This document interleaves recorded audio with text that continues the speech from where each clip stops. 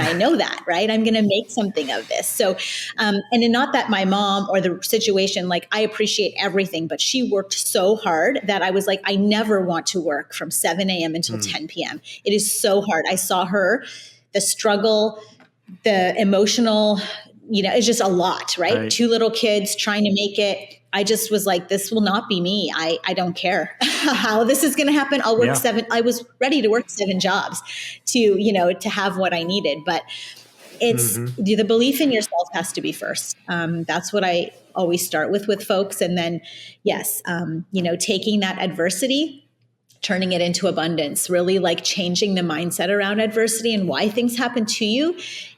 They're happening to you for a reason. So I always say, like, things don't happen to you. They happen for you. Right. Yeah. And so like, that's just something we talk about in our house with our kids, with everything.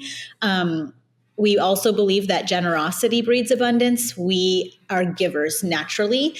We give information. We give time. We give money. We just give. We're just givers. And we feel like that has brought a lot of karmic give back, honestly. And we don't do it for that, but we just feel like it just is continuing. Like we give 10x, we get 100x back. It just keeps building. And so we talk a lot about that and prioritizing. Yeah, that reminds me of something that I think I read when I was kind of researching in your book and stuff. And it's probably a good aside to it is you talk about maximizing ROL. What is that? I was just going to say that prioritizing return on life was my next statement that I was going to we're so in tune with what's going on in this conversation, but return on life. So like before it used to be all about return on investment, right? Like what is the financial return of me doing this? And this is exactly, it's everything's super calculated via a financial return because it had to be, Dave, really. Right. Now we're like, okay, what is the return on life for us? Which means what is the return professionally, personally? How is that affecting my spouse and my kids and our time together and all of the pieces together? That equation looks very different now. I say no to a lot of things I said yes to for a long time. People would say, can I bend your ear? I'd be on a phone for 3 hours. Now I'm like, sure, here's the link. You can book me. It's not happening as much as, I would love to give all my time, but I also felt like I was taking away a lot of time, energy, efforts, and I still do way too much pro bono, but my family, prioritizing family and health. And that's going to be a takeaway here. You only have your health once. So once you no longer have life, that's it. Like time and health are something you really can't control unless you really put with health. You really need to be in very, conscientious, I would say, about your health.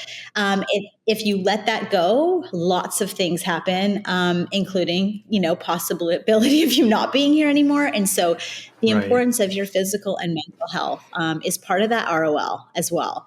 And so, like you said, our family has, toured all 7 continents. That was a goal of ours with the kids. And we just keep checking goal boxes and targets off. But you have to be healthy to be able to do those things. You have to be I'm 50, I want to still do the hiking and the whitewater rafting and all the fun things with the kids that we do. Right. So, you have to put efforts into taking care of yourself and prioritizing that. And that's really hard as an entrepreneur because you always, especially as a mom entrepreneur, I found I was last in that list of priorities. Right. So, yeah. And speaking to that too, I think, and I think you and I talked about this when we first met. It's something that I talk about all the time too, is that balance is BS. And it really is about finding the harmony. Right.